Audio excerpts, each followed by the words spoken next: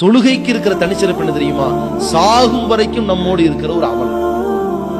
இந்த வணக்கம் இருக்கிறதே அது ஏழைக்கும் பணக்காரனுக்கும் பொதுவான அமல்.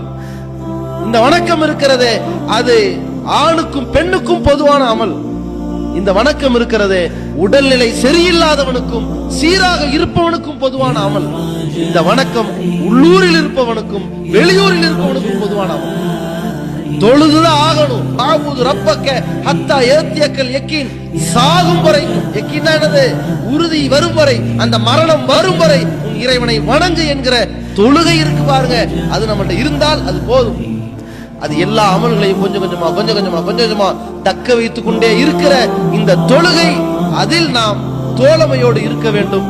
அதுதான் நம்மை சீர்திருத்தும், நம்மை சிறந்தவனாக உருவாக்கும், சிறந்த தலைவனாக அது வார்த்தெடுக்கும். அப்படிப்பட்ட தொழுகையை ஒருவன் விட்டால், தொழுகைதான் மானக்கேடான காரியத்திலிருந்து தடுக்கக்கூடியதாக இருக்கிறது.